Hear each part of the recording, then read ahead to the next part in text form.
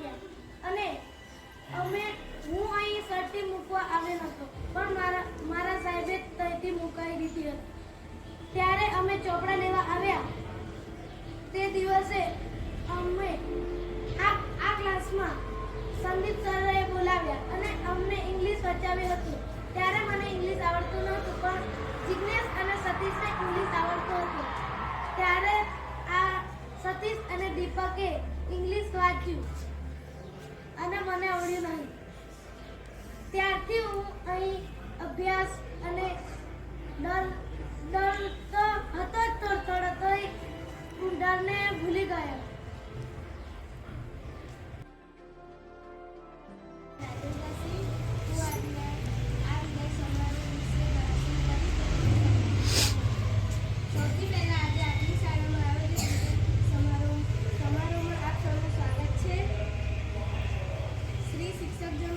વિદ્યાર્થી મિત્રોનો આભાર માનું છું, જેમના સહયોગથી આપણે આ સમારોહની ઉજવણી કરી રહ્યા છીએ. હું થોડું આચાર્ય સર વિશે કહેવા માંગીશ કે અમારા આચાર્ય સર અમને વારે ઘડીએ સૂચનાઓ આપતા અને અમને ઘણું સમજાવતા, પણ અમે ઘણીવાર એમના સૂચનાઓનું પાલન કર્યું નથી. અમે તો સૂચનાઓનું પાલન નથી કર્યું, પણ તમે કરજો સૂચનાઓનું પાલન. હું અમારા શિક્ષક અલકાબેન વિશે થોડું કહીશ. અમને અલકાબેનથી ખૂબ જ બીક લાગતી હતી. અમને એમનું લેસન ના કરીએ તો અમે બીતા હતા. અમારા જેટલું જ્યારે નોકરી જેવા મોડા થતા હતા, પણ અમને ઘણી વાર છોડી પણ દેતા હતા કે તમે 2-3 દિવસ પછી લેસન કરી લાવશો, તો અમે લેસન કરી દેતા પણ હતા. અને અમને સામાજિક વિજ્ઞાનના પાઠમાં એક શબ્દ સમજાવીને અને અમને ભણાવતા અને જે પાઠમાં આવે એનાથી વધારે પણ સમજાવતા હતા, પણ અમે ઘણું તો સમજ્યા નથી. હવે હું થોડું કહીશ અમારા મંજુલાબેન વિશે. મંજુલાબેન તો અમારા ક્લાસ ટીચર હતા. અમને મંજુલાબેન પણ ખૂબ સરસ ભણાવતા હતા. અમને દાખલા ગણિતમાં આવે તો અત્યારે આખું બોર્ડ પર શીખવાડે છે.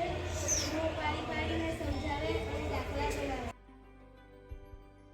મારું નામ તો તમે સૌ જાણો છો અને તમે બધા મને ઓળખો છો. મારા આ 3 વર્ષનો અનુભવ હું તમને કહીશ. તમે બધા શાંતિથી સાંભળજો. આ સ્કૂલમાં હું 3 વર્ષ પહેલા આવ્યો હતો. આ સ્કૂલમાં હું આવ્યો ત્યાં હું મારા મિત્રો અને બધા અમે ઉમંગમાં આ સ્કૂલમાં આવ્યા હતા. આ સ્કૂલમાં આવ્યા અને આ સ્કૂલમાં આવ્યા પછી અમારા અંદર અને આ સ્કૂલના અંદર ઘણા બદલાવ આવ્યા. અમે આ શાળામાં આવ્યા ત્યારે આ શાળા એક સાદી સિમ્પલ શાળા હતી. આ સ્કૂલમાં હવે તમે જુઓ છો કે કમ્પ્યુટર, લેપટોપ, સ્માર્ટ ટીવી આવી ગયા છે.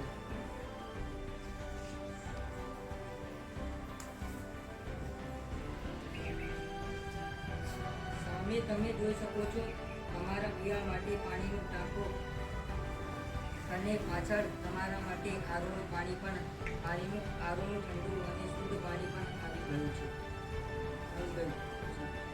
અમારા એક સાહેબ હતા, એમનું નામ સંદીપ સર હતું. એ અમારા બહુ પ્રિય સાહેબ હતા. તે અમને અંગ્રેજી વિષય ભણાવતા હતા. અમે બધા કોઈ વિષયનું લેસન ન કરીએ પણ તે સાહેબનું લેસન પહેલું કરતા અને તે અમને સારી રીતે ભણાવતા.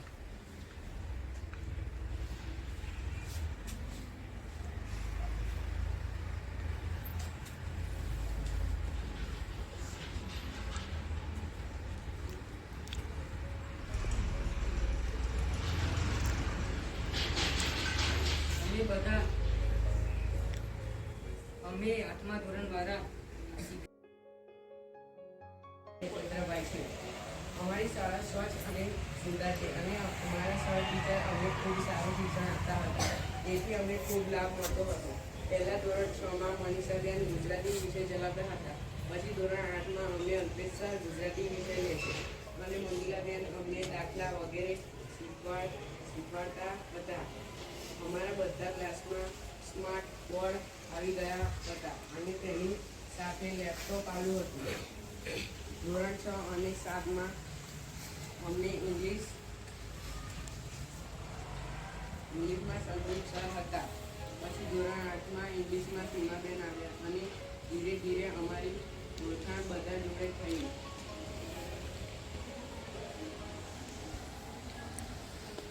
અને સ્માર્ટ બોર્ડ સાથે એક બોલ પેન આવી હતી, તેનાથી આપણે લખી શકીએ. ધોરણ 8માં અમને સ્કૂલ પાછળ ઠંડુ પાણી પીવાનું હતું અને સાથે સાથે એના જોડે મધ્યાહન ભોજન બી મળતું. સોમવારે દાળ ઢોકળી, મંગળવારે ખીચડી.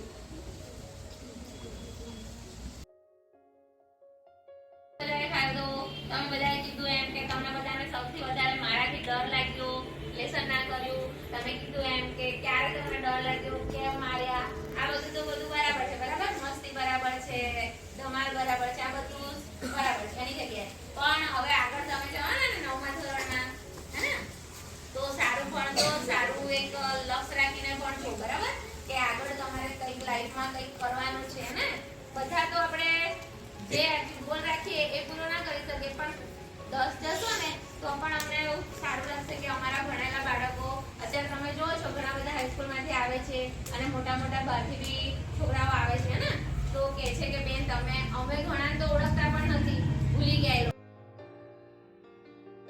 અમારી વચ્ચેથી જવાના તો જ્યાં જાઓ ત્યાં અમારી સારી છાપ પાડજો, બરાબર. કારણ કે તમે જેવું વર્તન કરશો એના પરથી અમારું મૂલ્યાંકન થતું હોય છે, બરાબર. બધા જ 9મું 10મું સારામાં સારી રીતે ભણો, તમારું સપનું પૂરું કરો, તમારા મમ્મી પપ્પાનું સપનું પૂરું કરો અને સારી રીતના આગળ ભણી અને નેહરુ પ્રાથમિક શાળાનું કામ આગળ લઈ જવાનું છે તમારે, બરાબર છે. બેને બધી વાતો કહી દીધી છે, મોટા ભાગની આવી જ છે કે ડબલ ડેશ જેવું થઈ જાય છે, બરાબર.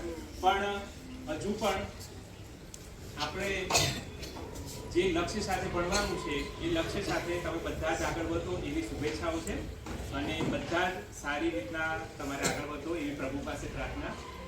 અને 1 થી 8માં તમારી જે કાળજી, કેર આ ટીચરોએ રાખી છે એવી કાળજી રાખવાવાળા હવે નહીવત પ્રમાણમાં તમને ટીચરો મળશે. તમારા સંબંધો શિક્ષકો સાથે હવે બહુ ઓછા થશે, કારણ કે હાઈસ્કૂલ લેવલનું શિક્ષણ જે છે ને એ અત્યારે જેનો ટચ તમને જે મળેલો છે ને પ્રાથમિક શિક્ષકોનો, એવો ટચ ત્યાં અવેલેબલ થશે નહીં, બરાબર. તમે મુખ્ય રસ્તા પરથી સાઇડવેઝ થવાના ચાન્સીસ બહુ વધી જાય. બીજું બધું તો સર મેડમે બધું સરસ કહી દીધું છે. સલાહ સૂચન બધા ફોલો કરજો, ધ્યાન રાખજો. હવે તમારી લાઈફમાં ઘણા પરિવર્તનો આવશે, વળાંકોય આવશે, તો ધ્યાન રાખવાનું છે કયા વળાંકમાં વળવું ને કયા રસ્તા પર જવું, બરાબર. ખોટા રસ્તે ના ચડી જવાય એ ધ્યાન રાખવાનું. એવી વિચારો આવે તો ઘડી બે ઘડી વિચારવાના, 1-2 દિવસ લેવાના, કઈ વસ્તુ આપણા માટે સારી છે વિચારવાનું, આપણી લાઈફમાં આગળ જઈને શું કરવાનું છે એ ધ્યેય આપણે નક્કી કરી દેવાનું અત્યારથી. તો એ ધ્યેય રાખશો તો પછી એને ફોલો કરીને આગળ વધાશે. એટલે અત્યારે વિદ્યાર્થીઓ ધોરણ 8ના લઈ રહ્યા છે અને અમે શિક્ષકો અને આ બાળકો તમને વિદાય આપી રહ્યા છે. હવે 1 થી 5માં તમે ભણ્યા અને 6 થી 8 અહીંયા અભ્યાસ કર્યો. પછી તમારા જીવનમાં હજી તો આવા ઘણા બધા સ્ટેપ તમારે આગળ સોપાન આગળ સર કરવાના છે, એટલે એની તૈયારી કરવાની. અહીંયાથી લગભગ અમને તો જેટલું અમે પ્રયત્ન કરીએ છીએ કે અમારી પાસે જેટલું પણ સારી વસ્તુઓ છે, જેટલું આવડે છે એ બધું તમને શીખવવાનો પ્રયત્ન કરીએ છીએ. અને તમે તમારી રીતે જેટલી તમારી કેચઅપ શક્તિ છે તમે શીખો છો. લેવલ બધાનું સરખું ના હોય, પણ જે તમારી શક્તિ છે તમારે શીખવો છો, આગળ વધો છો અને એ તમારે આગળ વધવાનું છે, બરાબર. એવું બને છે, જોઈએ છીએ કે ઘણી વખત 7મું ધોરણ પૂરું કર્યા પછી 9મા 10મા કે આગળ 11-12 ધોરણમાં વિદ્યાર્થીઓમાં છોકરાઓ કેટલીક વખત કોઈક બીજા પ્રેશરના લીધે છોકરીઓ એમના ઘરે પ્રેશર હોય અને અભ્યાસ છોડી દે. તો આપણે અભ્યાસ છોડવાનો નહીં. તમે ભણશો તો તમે કંઈક શીખશો. અહીંયા પણ શાળામાં તમે જુઓ છો કેટલા બાળકો નથી આવતા, તો એમને આ જે વસ્તુઓ શીખવા મળે છે એ શીખવા મળશે નહીં. અને ઉંમર છે તમારી 18 કે 20 વર્ષ સુધી, 20-22 વર્ષ સુધી તમે અભ્યાસ કરવા જવાના નથી, કે શાળા લેવલે તમે અભ્યાસ કરવાના નથી, બરાબર. કદાચ તમારે જવાનું તો તમને શરમ પણ આવે. એટલે આ જે ઉંમર છે, આ જે સમય છે, એ સમય પાછો આવવાનો નથી. એનો પૂરેપૂરો ઉપયોગ કરવો જોઈએ, બરાબર. આપણું કોઈ શાળાની એ મારા તરફથી શુભેચ્છાઓ.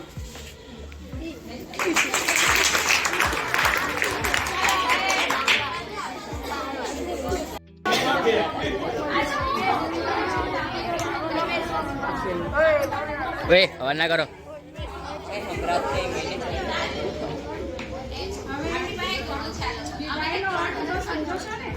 વિદાય એટલે શું? વિદાય એટલે શું બોલો? વિદાય શબ્દનો અર્થ બોલો. તમે ભણ્યા 1 થી 8 ધોરણ સુધી, ને વિદાય એટલે વિદાય. તમે હવે આ સ્કૂલમાંથી જુદા થાવ હે ને, એટલે તમારો વિદાય સમારોહ રાખો. જ્યારે દીકરી મા બાપની ત્યારે બી એમને વિદાય થાય છે, પણ એવું નહીં બધા છોકરાઓને બી આજે વિદાય થાય. છોકરીઓની તો થાય છે, પણ છોકરાઓને બી આજે સ્કૂલમાંથી વિદાય થાય છે. તો તમે લોકો બેન કીધું દર્શાબેન કે તમારે કેવી રીતે વળવું, તે સાચી વાત છે. તમારે કઈ પદ પર ચાલવું, કેવી રીતે બનવું. તમે અહીંયા બહુ તુફાન કર્યા. હું બી ભણાવવા આવતી હતી તો મને બી હેરાન કર્યા છો. જે છોકરાઓ તુફાની છે તો છે, પણ તુફાનને જોડે તુફાની નહીં બની જવાનું. સારા વર્તન શીખવાનું છે. સારા બનીને સારા કામ કરશો તો તમારું નામ, તમારા મા બાપનું નામ, સ્કૂલનું નામ ને ગુરુજીનું નામ, જે ગુરુજી તમને ભણાવ્યા છે એમને પણ નામ થાય છે. ખબર છે ને? તો પછી પૂછશે કે તમને કોણ જ્ઞાન આપ્યા છે, તો તમે બધા જોડેથી થોડું થોડું જ્ઞાન લઈને જાઓ તો સારા બનો. હવે સારા બનવા માટે આપણને શું કરવું પડશે? મહેનત કરવી પડશે. તો पढ़ेंगे लिखेंगे बनेंगे नवाब, खेलेंगे कूदेंगे तो होंगे खराब. એટલે ખેલવાનું તો જરૂરી છે, એ બી શારીરિક માટે ખેલવું બી રમવું બી જરૂરી બાબત છે, પણ આપણે સારામાં સારા ભણવાનું જરૂરી છે. તો વધારેમાં વધારે ભણજો, સારી રીતે ભણજો ને વધારે નામ રોશન કરજો. અમારી શુભકામનાઓ તમારી જોડે.